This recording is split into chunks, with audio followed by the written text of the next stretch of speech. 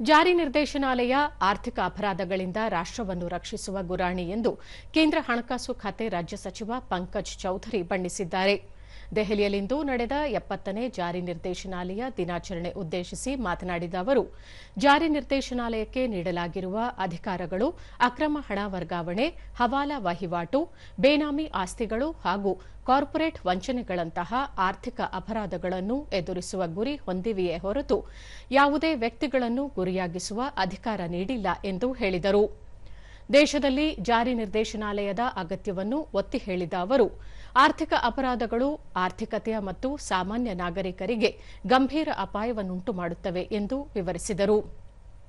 ಈ ವರ್ಷದ ಮಾರ್ಚ್ 31ರ ವೇಳೆಗೆ ಜಾರಿ ನಿರ್ದೇಶನಾಲಯ ಸುಮಾರು 2.36 ಲಕ್ಷ ಕೋಟಿ ರೂಪಾಯಿ ಆಸ್ತಿಗಳನ್ನು ಮುಟ್ಟುಗೋಲು ಹಾಕಿಕೊಂಡಿದೆ. ಇದರಲ್ಲಿ 63 ಸಾವಿರ ಕೋಟಿ ರೂಪಾಯಿಗಳಿಗೂ ಹೆಚ್ಚು ಹಣವನ್ನು ಬ್ಯಾಂಕುಗಳು, ಹೂಡಿಕೆದಾರರು ಹಾಗೂ ಗೃಹ ಖರೀದಿದಾರರು ಸೇರಿದಂತೆ ನ್ಯಾಯಬದ್ಧ ಮಾಲೀಕರಿಗೆ ಹಿಂತಿರುಗಿಸಲಾಗಿದೆ ಎಂದು ಹೇಳಿದರು.